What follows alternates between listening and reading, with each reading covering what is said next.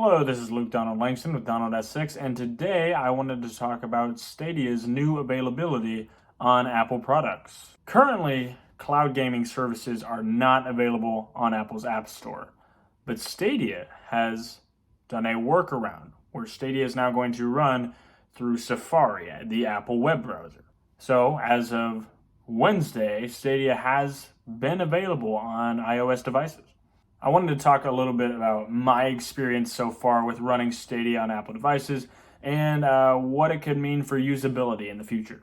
So the experience, first of all, pretty much as intuitive and as similar as you would expect running Stadia on a PC or really on any other device that Stadia has been available for up until this point. So you go to Safari, you go to Stadia, you sign in, you have your library. The one more difficult piece of running Stadia on iPhone for me was make sure you have the Stadia app installed and that if you're using a Stadia controller, that controller does need to be connected through the Stadia app so they can share Wi-Fi and connect.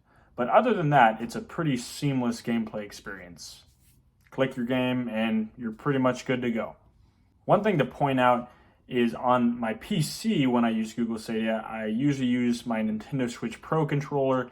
That controller does not have support on iOS devices. So in using Stadia on iOS devices, you would have access to the Stadia controller, an Xbox One controller, or a PlayStation controller, but no Nintendo Switch support yet. So I played Cyberpunk on my iPhone 12, which is a lot of game for a little screen. So I wouldn't necessarily call it ideal, but I was curious how the experience would play. And much like it functioned on my PC, it was pretty flawless. There were a few big hiccups, but overall the game was very runnable, aside from me not being able to read anything unless I did this number.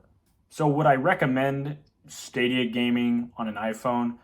Maybe. Probably depends on the game. Cyberpunk is a bit too much to run on an iPhone 12 screen, which is what I happen to be filming with. But I'm sure there are plenty of games that you could actually find workability on a screen this small. But the experience overall, regardless of readability, was great. No complaints. So then you're like, okay, man, if only there was another Apple product that had a larger screen, almost like a tablet or something.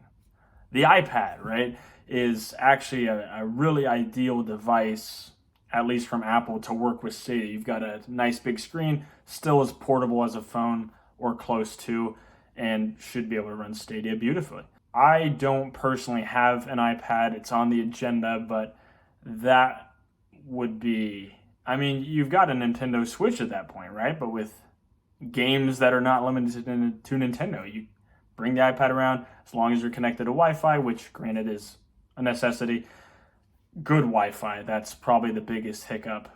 You've got pretty portable gaming for high-end games, such as Cyberpunk. I am curious as to where Stadia will go in terms of portability. Apple's one thing, but in general, when we can play Stadia games, Cyberpunk, on tablets, on phones, is this a feature that we'll see a lot of, this portable Stadia thing? Or are we still going to see Stadia mainly on PCs? I don't know. Will this take over the world because of its portability? Will it have the same kind of endearing effect of Nintendo Switch and its ability to be lugged around anywhere? I don't know, but it's certainly a fascinating feature for me to be able to, pull out my phone, connect a controller, and play Cyberpunk. That was wild to me. So I am excited to see where that will go. And there you have it.